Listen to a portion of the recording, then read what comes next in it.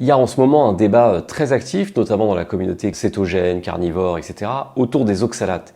Les oxalates, c'est des composés qui sont présents naturellement dans de nombreux végétaux, comme typiquement les amandes, le chocolat noir, mais aussi les épinards, surtout la betterave. On en retrouve aussi dans le thé ou le café.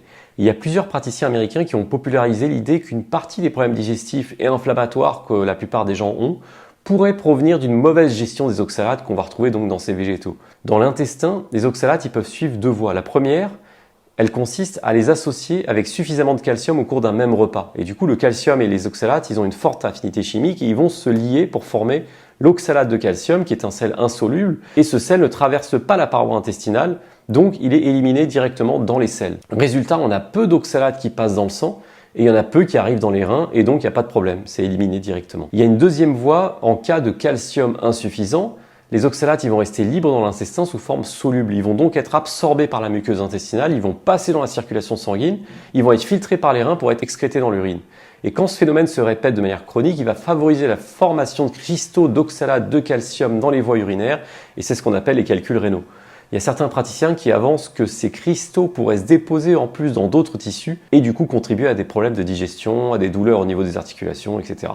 Alors est-ce qu'il faut pour autant bannir les aliments riches en oxalates et notamment les végétaux? En fait, la vraie question, c'est pas tant la quantité d'oxalates consommée que la présence simultanée de calcium dans le bol alimentaire. Donc concrètement, une salade d'épinards accompagnée de fromage, ça ne posera pas de problème chez une personne en bonne santé. À l'inverse, le piège, ça va être un régime à long terme, sans laitage, associé à une consommation régulière et très élevée d'aliments riches en oxalates, et avec aucune autre compensation par d'autres sources de calcium, comme par exemple avec des arêtes de poisson. C'est cette combinaison bien précise qui expose au problème et pas les oxalates en eux-mêmes. Et c'est justement ce que font la plupart des gens qui pensent bien faire en bannissant les produits laitiers et qui ne mangent évidemment pas ou peu de poisson. Et en plus, en consommant de façon exagérée des repas très riches en végétaux.